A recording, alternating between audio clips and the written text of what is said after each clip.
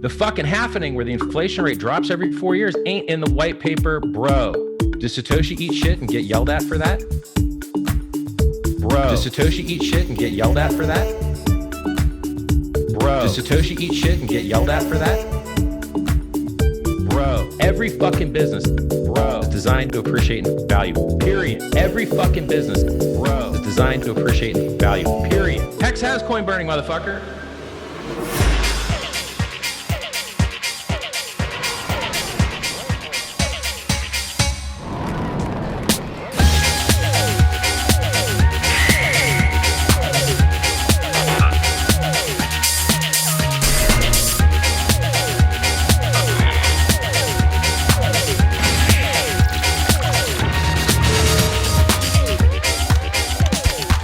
BTC and 32 ETH. Welcome back. Episode 7 and take 3 of the start of the show. Apparently I didn't introduce the guys. So Johnny, how are you? Pretty good, man. It's been a good week. Just good. Messing around That's with my enough. Stefano, how are you? Good. Richard Hart and Hex this week. Oh, it's going to be a good one. But first, meme of the week. Richard Hart is a hex. Bull, bull, bull. Pumpamentals. Where does the ETH go? Stake it till you make it. Obviously, we've done a long-form interview with Richard Hart all about Hex. The link is below. This guy's fascinating. I followed him for a number of years. He was a Bitcoin maximalist. So look, without further ado, let's jump into a part of that interview. We're going to show you a bit more of that later in the show and give you our thoughts on Hex. Everyone in crypto is a hypocrite piece of shit. I'm the guy that actually speaks the truth, and then I get attacked for it. The only reason anyone buys fucking cryptocurrency is because they want to get fucking rich fucking quickly. Period. Unless you're on the dark net, and there ain't but 1% of people playing with that. So I know why people really buy crypto, and I speak to their concerns. Here is the price chart. Here is the likelihood it goes to zero. Look at the volatility. This is all disclosed on the Hex homepage. Hex talks about you're going to sit through dips. The price is going to dip. Could go to zero. Could go so close to zero that, it might as well be. That's on the fucking homepage of Hex. Is that on the homepage of any other website? If you go to bitcoin.org, does it talk about the 85% dips? No, they pretend the price doesn't exist because they're lying, scamming fucks. People get hurt by this fucking price. People bought 20K. I'm the guy that told you that was the top. I'm the guy that saved your fucking ass. They're the guys that were happy to sell you into the fire. And Ethereum did the same shit. The Ethereum Foundation sold the $1,500 fucking peak. They helped make that the top. They sold that shit. And they even brag about it like it's some fucking claim to fame that they dumped in everyone's heads. I find that fucking disgusting. If you go to Ethereum's website, they pretend the price doesn't exist. Do you think that the price doesn't exist? Because the rest of the world, that's all they care about. How dare you make a website about a fucking product that doesn't speak to the only thing that anybody participating in it actually gives a fuck about? What is the likelihood this shit is going to zero? Show me the fucking chart. What is the liquidity? How can I analyze the trades? How can I see whether it's likely to go up or not? Hex has the most honest and open trades in all of cryptocurrency. You can see every single person that bought, every single person that sold, what else they're holding, whether they made money, whether they lost money, how long they're staking for, how many referrals they had, who referred them. You can see fucking everything. We have the best stats in all of DeFi, the best stats of all of cryptocurrency. So I'm sorry that everyone else is a hypocritical piece of shit that thinks that their Ponzi schemes aren't Ponzi schemes because they don't write the fucking price on the homepage or talk about the historical price performance. There's one person in cryptocurrency that tells you that Bitcoin's up 1.1 million X right now, and it's fucking me. I'm the guy that tells the truth about it. Nobody else says that because they're stupid. They don't read the fucking chart. The chart says Bitcoin's up 1.1 million X right now from a fucking penny. And Hex is only up about 50X, 60X from January 5th versus the dollar. Well, how much more legs do you think it has? Ethereum did 10,000X, more than 10,000X on Kraken when it went from 15 cents to $1,500 in less than 2.5 years. Those are the actual real fucking numbers. But I'm supposed to feel bad and demonized because I tell you the truth and show you the fucking chart and show you the real potential. And guess what? What I said came goddamn true. I said 2020 could be a year where ETH outperforms Bitcoin, Bitcoin outperforms the dollar, and Hex outperforms both. And if you look at the 2020 chart, Hex is the #1 appreciating high market cap coin in the fucking world. You go to nomics.com, it's top 22, top 23. You go to coinpaprika.com, it's like top 26. Everything I said has been right. And every single hater that's talked shit has been wrong. And I demand respect now. I demand my fucking respect now. They were all wrong. I was right. And I continue to be. So I'm sorry that other things that talk about price end up being scams, but I'm not going to let that censor my fucking free speech to tell the truth, because people care about the fucking price. And why not? Why shouldn't they? Okay. So I hope that sparked your interest to watch a bit more of Richard and see what we think of Hex. As I said, the long form interview link is below. Now, as you know, if you've been following the show, we review projects. We really look at the utility of what they have to offer. And obviously we trade them as well. We don't actually have any Hex. So we've kind of broken our number one rule that we've got to have something to play with here. But yeah, Hex community, if you want to donate something to us, we will be looking at Hex on the weekly, as we do every week. So without further ado, guys, let's go over what we've done with our existing projects now. I am first up. So for me, interesting week. Going from the top, I have number one, my trade of the week has got to be Pirate Chain. I didn't actually trade it. I just held it, but it's up to 6%. All the privacy coins are, and we will be talking about that later in the show. Here's my overall wallet. Bonk down 14. We'll be talking about that in my other trades in a moment. But yeah, there you see it, people. Ampleforth is actually up, thank God, and pumping as we speak. So let's see how that plays out. My Prime XBT account. Now, listen, I want to thank Prime again. They've come on board for another month with us. Thank you very much, Prime. We are enjoying that platform, and my copy trade is up. Here is my weekly trades. Ampleforth obviously up, stake up from a low position, portfolio value. Look, it's a lot healthier this week. So I'm feeling a bit more pleased with myself than I was last week. Okay, Mr. Gonzo, you've been our winning trader this week, so we'll let you go next. Take it away. Oh, thanks. Haha. So there we go. The trade of the week was Bitcoin. I was using the margin on Prime. We got our new 0.02 BTC. I managed to double that up to 0.047, trading ETH and Bitcoin on margin. So it went pretty good. I'm stoked about that. That was trade of the week. I didn't trade anything else, but everything's looking good. You know, I got links going up, Pirate Chain's going up, ETH is going up. So trade is wrecked, completely wrecked right now. So I'm just going to hodl that, wait till the goes live and get some staking off it, hopefully. Yeah, Prime doubled my account over the weekend. I'm pretty excited about that. I have a couple trades open. They're looking pretty good. And yeah, that was an awesome week for there. Stefano. What's up? Just one thing, please, people, don't copy Jorden. Exactly. Don't copy me. It's not financial advice. If you want to ride the waves, then join along. But it's up and down. But moving on, so my trade of the week is a copy of Sean. It's ARG, like the 54% increase, like at this specific moment. It's absolutely insane. Regarding like the wallet overall, I didn't do much. I got more pump because I'm staking. I put into the liquidity pool of DMG and ETH. So ideally, I'm gonna be able to like make some return on that as well. But rather than that, I'm still having like the same old position than I had before.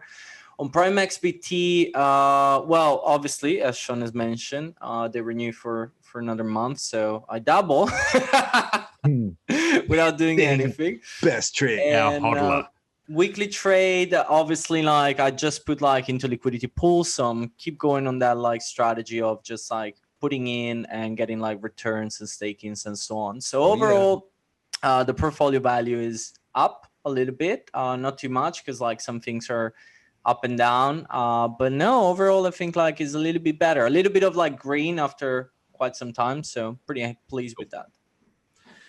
Excellent. We'll just have a quick look at all the projects that we have reviewed over the last 7 weeks and how they have performed on a weekly basis and on a monthly basis. So starting at the top, Axie, what's happened there, guys?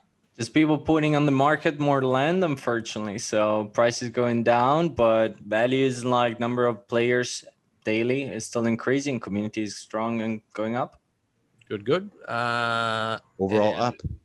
Next, we've got Bonk. Bad week for everybody, but they have, such a small market cap, fluctuates quite quickly. Minus 30, had a good couple of minutes here, right?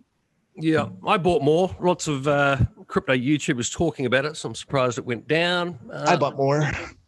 We will be looking at it again on Tuesday in our NFT show. Yeah, I mean, obviously, Minted some. Tara is the next one that's been the big mover. Privacy coins in general, all pumped. Any Doing great. thoughts on why that's happened, guys? A McAfee. It's like it's hitting a point home. Anybody that follows privacy coins is probably like, oh yeah, this is why we're doing this. That is one, or the US going after every single thing that you ever touch. Monero, man, ripping. That's great. That is ripping. Absolutely. R follows. That's great. I like that. Next up, Ferrum. Any news out of Ferrum this week? They got more staking news. We better get this stuff organized and get some staking going here. Get some returns on our coins sitting there. Hey, that'll be next task, because we can't transfer the money between our wallets. So okay, Pamp's really starting to bore me. it's one of those ones we just stake it, forget about it. If you're trying to time the gains, then I can't forget about it. It keeps going down. yeah. Well, let's I just mean, wait. I doubled my position on Pump because of staking. So, Nice like, job, Stefano. Yeah, Okay. totally good. I only got like 12 on my 300 in the same time, so you did it right. Good job, Stefano. DMG finally had a decent week. This is still down 80%. Yes, destroyed, unfortunately. But DMG man. has announced like one affiliate member for asset introduction. So they should have like someone giving them money or assets in general that then they can list on the marketplace. But then again, it's just an announcement. Nothing is tangible yet on that, but they're definitely gonna work on that. So yeah, I mean, they're still building. That's to me what DMG is doing right now. Okay, very good. So our review project this week, Hex. Let's have another look at some of the interview with Richard Hart, and then we'll give you our thoughts on Hex. So what if we had something that did more? What if we had something that did faster transactions, was more affordable to use, had superior price performance, and attacked a larger part of finance than just currency? Currency is a small subset of finance. The printed cash in the United States and China is about $5 trillion. The amount of money that's in time deposits is about $7.2 trillion. It's a 50% larger market.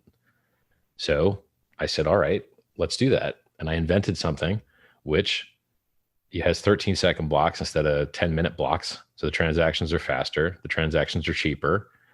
And until recently, it was the most liquid on-chain exchanged cryptocurrency in the world. Now there's some others that have more liquidity, but it's still, top 20, top 15 usually.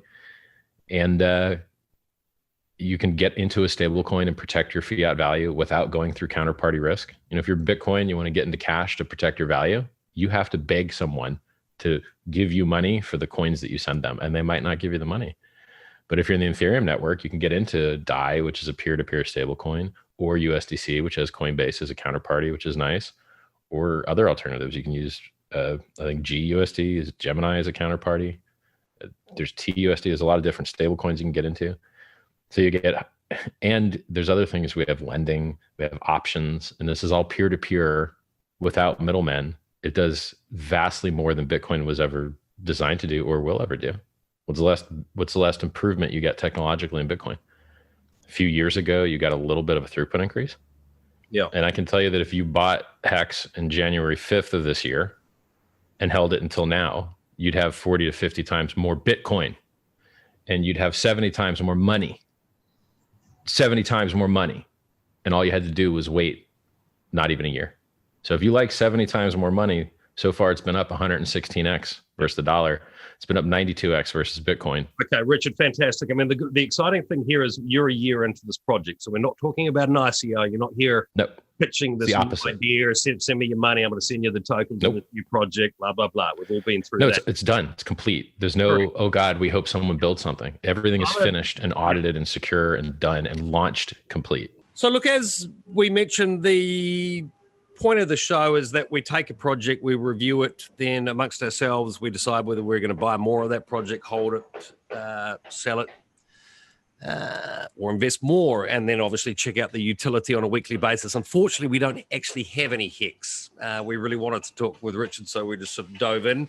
Once again, if the HEX community wants to help us out on that front and donate a little bit of HEX, we can actually try it out properly on the weekly.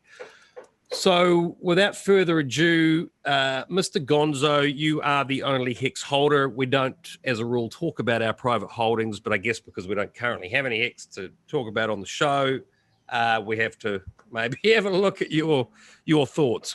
You want to kick it off? Give us your thoughts on HEX. Yeah, I mean, as I was talking about in the interview, I bought early. I got wrecked right at the beginning and went way down, and I wasn't supposed to buy on the first day, but I missed that part, and I bought on the first day. So, but overall, I'm still like, 4 times the ETH that I put in, and then with that big payday coming up, I end up with like 3 times the amount of coins that I originally put in. So, that's. So you haven't been scammed. No, not at all. I got coins. I put my ETH in. I got coins out. It's exactly like DeFi. It happened way before DeFi, so it got the DeFi scam roars like from all of crypto by itself because there's no one else in DeFi at that time, right? But it's pretty much exactly the same staking models as almost everything else in DeFi right now. You buy your coins, you lock them up to stake. The longer you stake, the more incentives you get, right? There's multipliers, and then there's penalties and stuff. It's exactly like most other DeFi staking. So it's just way before the time, and it had the ire of the BTC crowd. So they came out and just, like totally ripped on him. And like you commented, I think at one time, it seemed a bit personal. And it seemed like that to me. So it just kind of drew my eye to look at it closer. And the only negative is some people say is this origin address, right? Because you don't know where, that ETH is going to, but it's like you buy the tokens, it doesn't matter where it goes, right? Like it's not really, and if it is Richard, it's great because the guy's holding it. Jorden, can I just ask you a quick question on the origin address? Is it comparable to when an ICO would launch and you would want to buy some of those tokens? You would send off your BTC or your ETH to somebody who would then send you back the tokens in that particular project. Is that sort of a comparable scenario?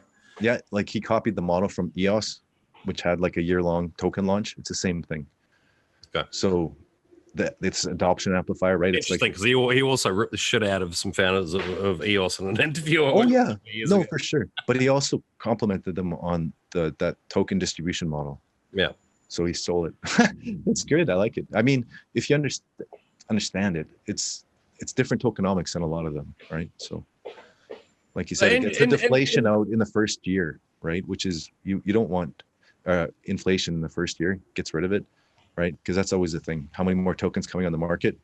But once it's distributed after the big payday, you're not having to worry. I remember sitting down in Bangkok with you when HEX launched, and we had one almighty argument about it. And I didn't buy it. You did. So here we are a year later, or close to a year later. So I guess in short, you're basically saying you're pretty happy with the gains you've made. Is that what I'm hearing? Yeah, none of it's realized yet. It's all locked up. Oh, well, is that a problem though? I mean, no. I mean, could you pull it out tomorrow and realize the gain? Yeah, sure, but it would be less because I would get penalized because I staked them for longer than that.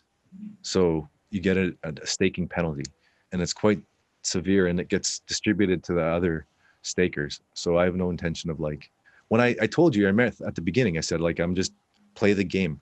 Put the ETH in and see what happens. Play it the way it's supposed to be played. Stake the stuff. I have varying degrees of staking to see when they unlock. There's some coming off just after the big payday, right? So if it's insanely huge price, then I'll sell it. If not, just stake it again and wait for the next one to come up and see what it's like, right? I'm not like worried about that one ETH. If it goes to zero, I'm completely fine with that, but it's not going to do that. So just part of the crypto game, playing the DeFi game, figure it out. So I actually did buy a little bit more in the middle of the year when it was really low, like a quarter ETH or something like that. Yep.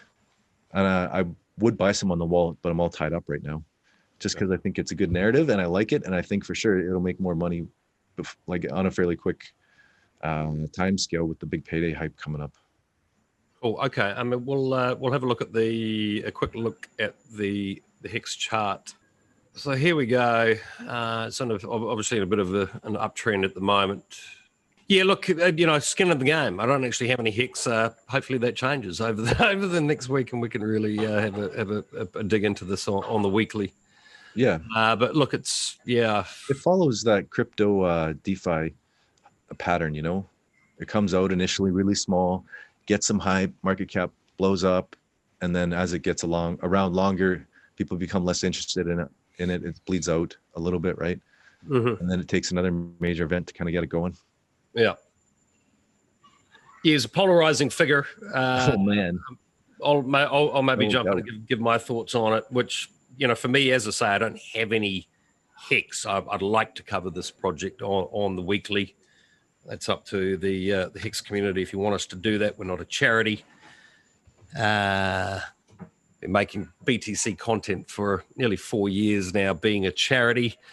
One phrase I heard from Richard Hart on numerous occasions was the tragedy of the commons. He's been out there promoting Bitcoin since, one of the very first guys I came across in the space. And to be honest, one of the more impressive figures for me initially is, I would go as far as to say I probably watched every bit of content the guy's ever made.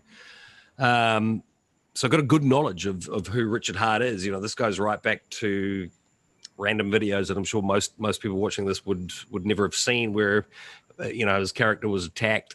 They called him out as a spam, the Panamanian spam king, selling Viagra to the world. Ultimately it was a dispute between him and a business partner, nothing to do with crypto, and really no reflection on him really as a person either. It was a couple of guys that dug around, and that's what they came up with.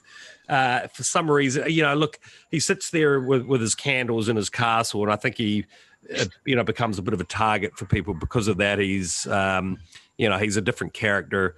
I think he's actually got a very strong intellect. He's been a great educator on Bitcoin for me for a number of years.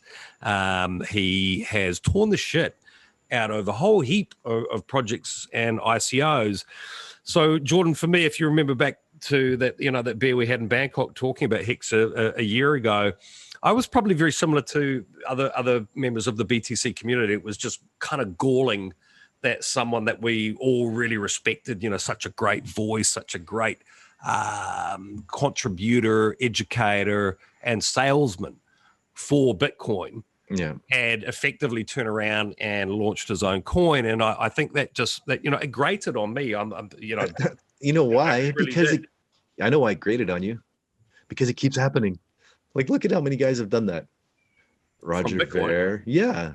Like, everybody's going off into altcoins, right? Yeah, look, I mean, I think that's why you're annoyed by it. Richard Hart has the respect of a lot of major players in the space. As I say, I've really followed this guy closely. What annoys the hell out of me is that the sort of new wave of crypto media people like Peter McCormick, who, jumped on there and just yelled at the guy that he was a scammer constantly. The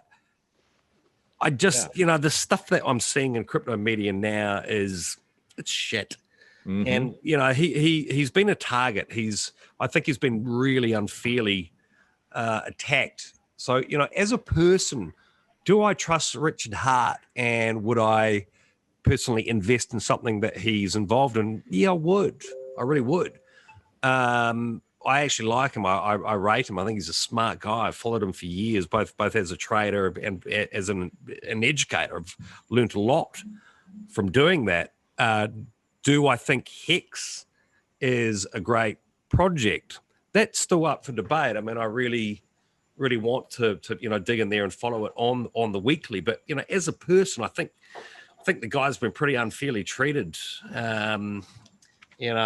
He's been around for a long time, made some great content, and I think he's clearly a smart guy. He may face issues with the SEC, but I think he's possibly been very smart in how he's navigated what he's had to say. And I think that also comes back to that origin address and the way he's dealt with that and the implications for that for the Howey test. Bye uni. So John's so hardcore, even his girlfriends are named after coins.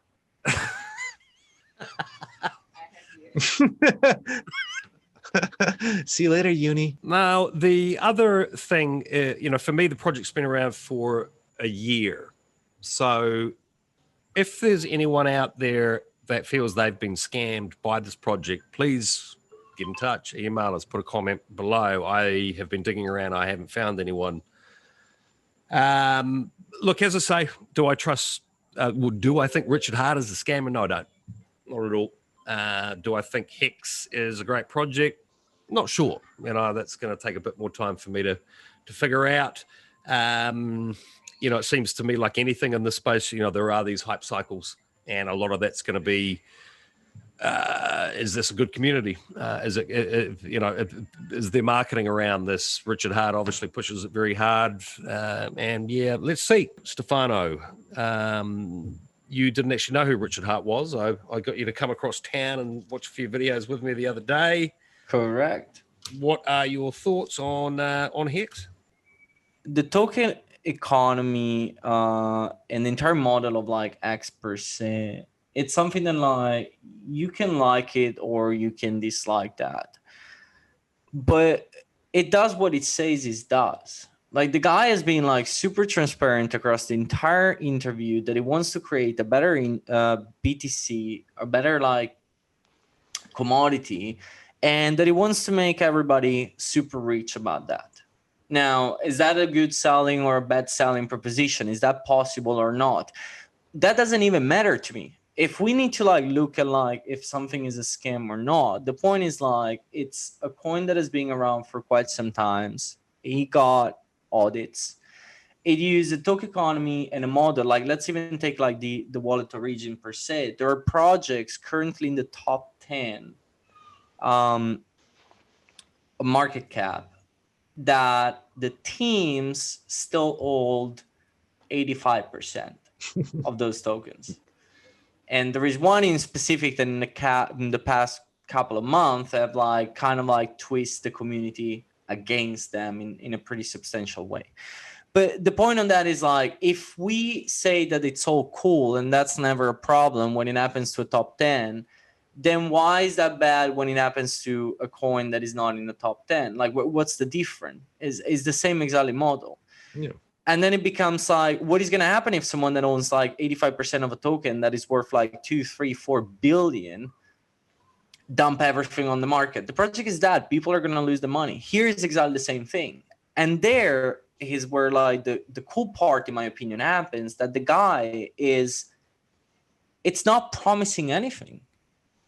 And I think that like somehow people are like getting that scam approach exactly because that is happening. Because like people wants to like hear the story. Well, the guy is like, it's going to go down in price. Yeah, it happens all the time. Every single crypto goes down in price. This is not going to be any different on that. So do I think that is a scam? I don't know. That's the point, because I have no idea. But did I find a way to actually consider this a scam? Right now, no, to be honest. We interviewed the guy. I tried to ask questions. He answered. He has a proper answer, in my opinion, on everything that he said. I tried to look online for things, and, that I don't really find things that are like, all the points that are being like debated as like, oh, this is a negative thing, that's why it's a scam. I'm like, no, it's not. Like there are other projects doing exactly the same thing. He got a little annoyed with us when we sort of laughed about the big payday and the psychological the language and the marketing used. I mean, it's very sort of Anthony Robbins type playbook stuff, and that's true. fine. I mean, as he says, it's there to make a buck. It just, for me, it's just, is it a hype project if the marketing peters out, or is there great tech there? These are the sort of questions I want to really delve into. Gary, I got some answers. Okay. One of the things that everybody's worried about is that adoption amplifier, right? Or the origin address, right? So if, when a big payday comes out, he has all the coins and he dumps them on the market. What is he going to be looked at like? A fucking scammer. Is he going to do that? No. I think when that big payday comes down, then he's going to fucking use that money for marketing. And it's all locked up. It's all staked. It's stable. Like, that's the whole point of it, right? Yeah. So he's just keeping it all staked inside the Hex ecosystem. If he pulls it all out and sells it, then yeah, it's a scam. But I honestly, talking to him and him, it's about pride. He wants he wants to say, fuck you, basically, to all those people. So why? That's the only way it could be a scam, right? I think. Yeah. I'd be inclined and it doesn't vibe, Yeah, I simply don't. I'd be amazed if this guy turns out to be a total scumbag scammer. I don't why be so public about it if you're gonna be like, I'm just gonna take all the. You never know. Run. It's true. No, but there is also that aspects on that. Like, if you're looking at the rags and the scam and all of the situation that is happening in DeFi now, there is always anonymous people behind. Yeah. Like, he put his face there. Like, let's take for a second the worst case scenario. Let's assume that it is a scam. The guy runs away. The face and the name, even the simple fact that even on an interview, it was this is my real name, that there is no problem whatsoever on communicating information like that. If you pull a scam, especially in the US, you can sue for things like that.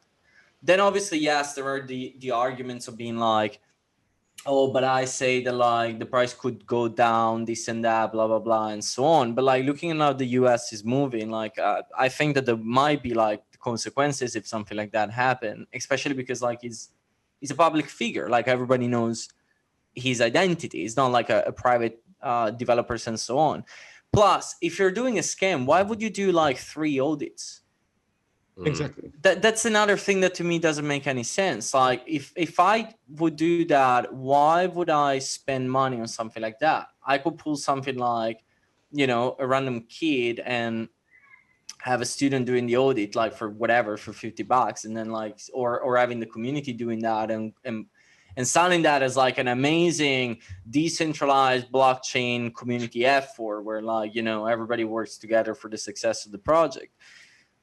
I mean, again, I have no idea because I don't know the truth, but based on the data that I have, I don't have a reason or I don't have a point to actually saying this is bad. I didn't find that. And if I don't have a point on that, why would I go out and call the guy a scammer? He doesn't deserve that.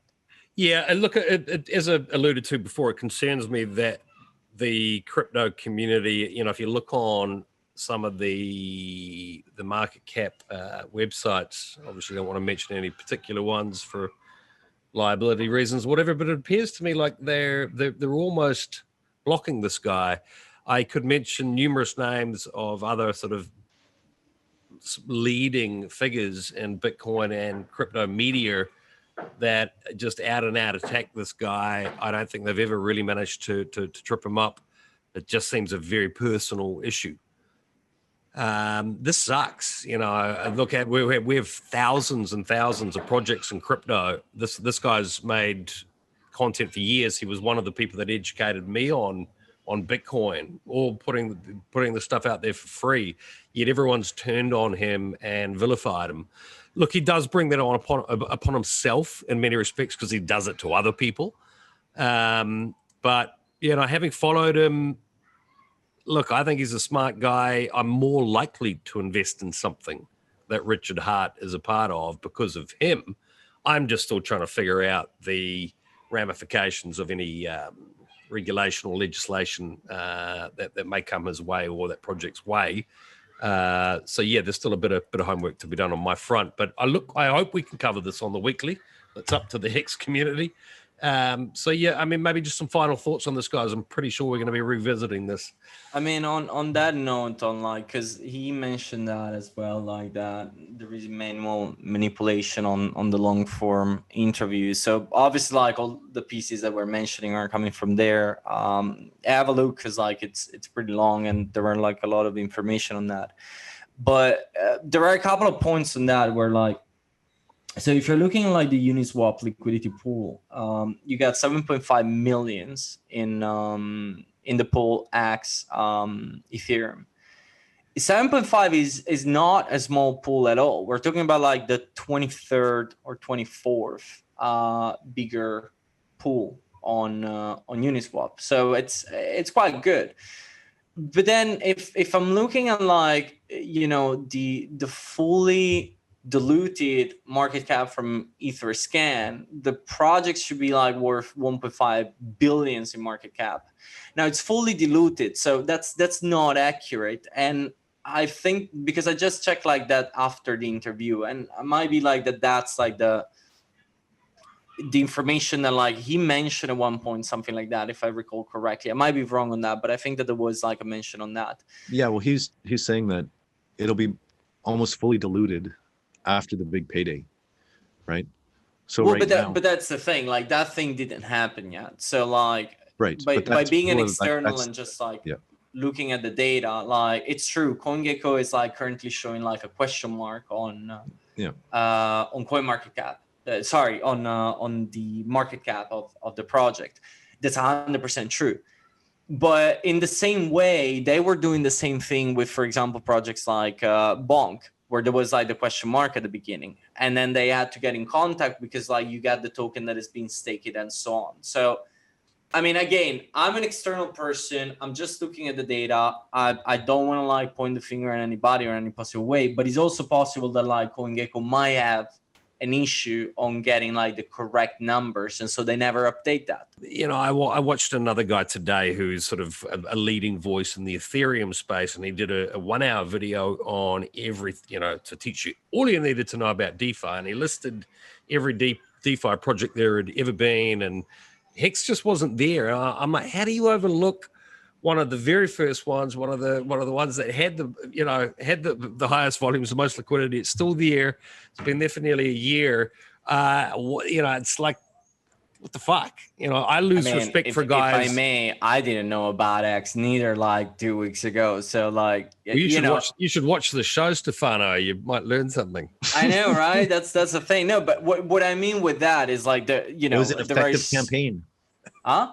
It was an effective campaign. I mean, if I may one thing on that, there are, according to Etherscan, there are 193,772 token holders. That's a huge amount. It's a big amount. Wow. It is. Yeah, totally. Can you fudge those numbers in any way? Yeah.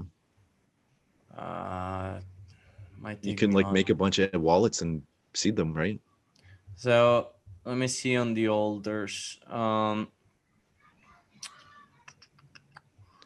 according to Etherscan, because that's the thing, I think that there is like something, but like the biggest one owns like 1.15%, like a total of like 70 millions in value. That's like the biggest wallet. 70 million in dollars? In USD value, according to like Etherscan at this moment. Ooh. That would have to be him then, wouldn't it?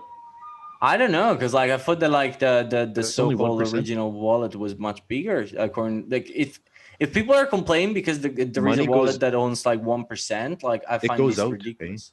Huh? The tokens have moved out of there. You should check that out. When it first started moving out, it goes through a mixer and stuff, so you don't know where it's going and stuff. But they're all like leet. They all say leet on them. He's like some kind of funny little joke. Whoever has the origin address, if you can see where they started cashing out some of the ETH. Yeah, that would require like a little bit of work to track all of that. I'm just like looking at the Etherscan I page think right it now. was about 5 or 6 months ago. Like it happened within a couple months. Like when Yeah. it hit that first peak, just after that, some of the ethers started moving. Mr. Gonzo,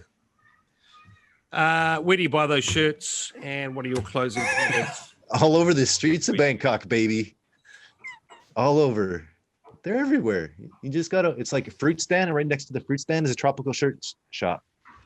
You know, it's like a guy in the back of a truck or a little lady with just one clothes Like and hanger. They're subscribe. everywhere. Win a trip to Bangkok, hang out with Johnny, and we'll throw in a shirt as well. Yeah, we'll meet us on Copenhagen. We're gonna have a good time there, right, boys?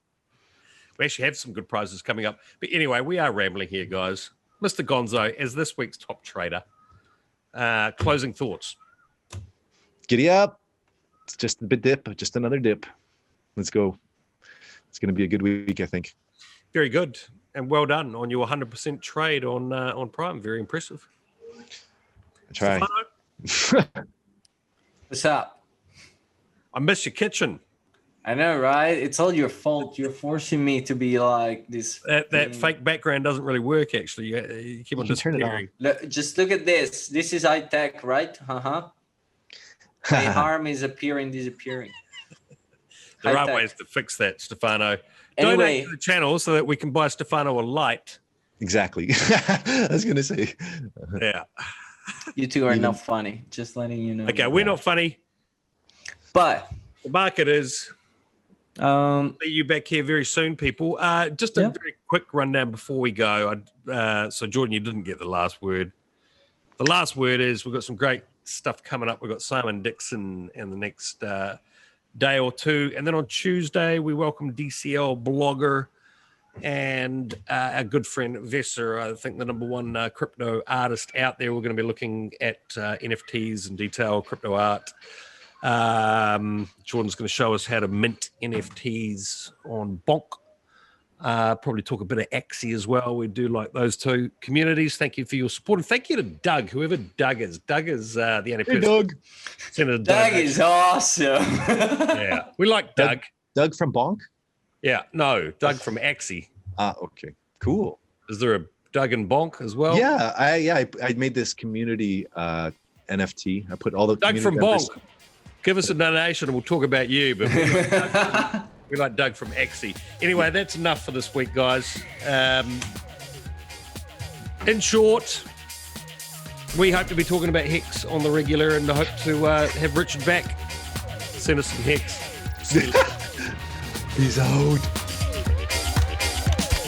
1 BTC in 32 ETH.